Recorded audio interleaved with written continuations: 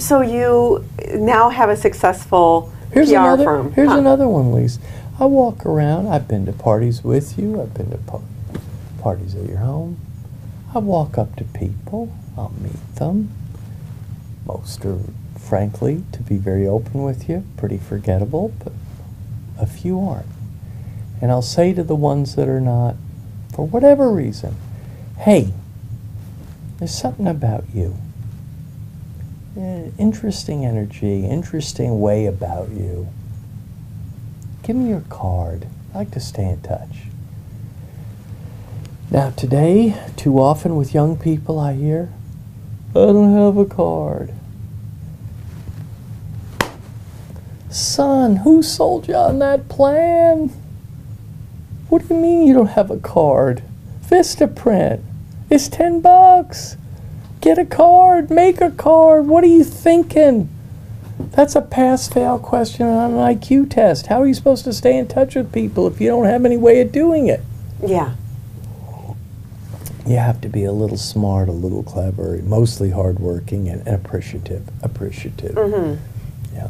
So, there you go. So you started this PR firm. It became successful. Became one of the 3 largest entertainment PR firms in the country, and I've represented 58 Academy Award winners, 34 Grammy Award winners, 43 New York Times bestsellers, and 3 U.S. presidents, both political parties, so that means I'm a hooker. Then you started writing books. Yes, ma'am. Success books and how to make your life work. Can Yes. you tell us a little bit about those? Yeah, I started writing books. One of my first books was a book on PR, which became the best-selling PR book of all time. Guerilla PR? Guerilla PR. Yes. And listen, the key for its success was that it was very accessible. I created a metaphor that simply said, you might say, your audience, you might say, so what is PR? And I said, well, I don't know, but let's try this. Let's talk about it as if it were gift wrapping. And so I come to visit you today, or I come to visit you today, and I give you a gift. I come and I bring a gift. And I give you a gift, and I give it to you wrapped in a Tiffany box. Well, in your mind, it has a higher perceived value than if I give it to you in no box or a box of less prestige. The reason that's true is not because you're a psychological jackass, but because we get in our culture, we gift wrap everything. We gift wrap our politicians, our corporate heads, our movie and TV stars. We even gift wrap our toilet paper. And so public relations is analogous to gift wrapping. What is said about you is more powerful than what you say about yourself. Yes. So, what authors inspired you? Well, the most powerful, most impactful book of my life was a book called The Road Less Traveled. And I will tell you the story of The Road Less Traveled and me. 2 parts to it. First,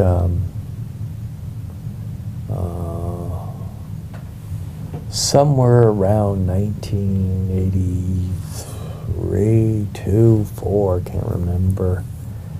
I'm hurting terribly. I'm divorced.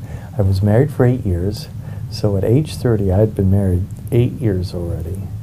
Now I get divorced, and so I'm in horrible pain, in therapy, and therapy's helping, but there's probably a missing spiritual component to my life, and so I'm on an airplane to New York, and I see on the airplane to New York 3 passengers reading one book, and it's called The Road Less Traveled, so I assume that's some kind of sign that I'm supposed to know about it. At this point in the story, it's the #1 best-selling book in America.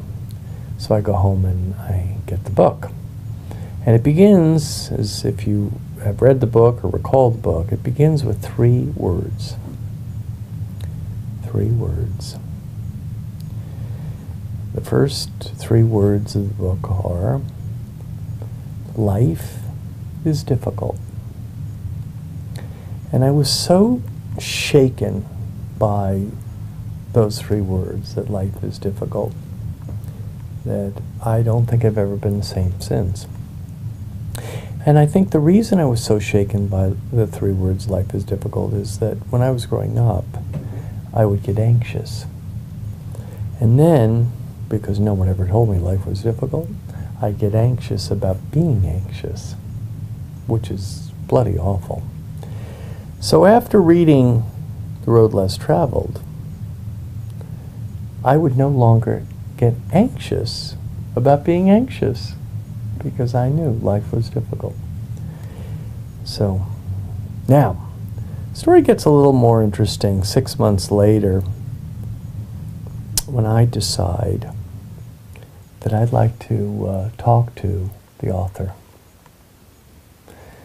Now, the author, M. Scott Peck, is at this point in the story, the author of the most influential book of its time and the #1. So how the hell am I going to get to him? I don't have his phone number. But I find his address and I write him a letter. And I write him a long, vulnerable letter about the impact of his book on me. And he doesn't respond. He doesn't respond. Well, I didn't think that was particularly congruent with the message of the book. So I took the letter that I wrote. Now remember, this is all postal, no email. And I copied it and I sent it to him again. But this time I sent it to him with another note on top of it. One in which I let him have it pretty good. I said, Dr. Peck, you have a lot of nerve. Well, I didn't expect my second note. It was pretty, I bawled him out pretty good. I didn't expect my second note to be responded to, but it was. He wrote me back. That was, again, a postal letter, and he said, listen, you're totally right. I apologize to you. I've been overwhelmed by so many letters, but that's no excuse. I'm sorry I was wrong.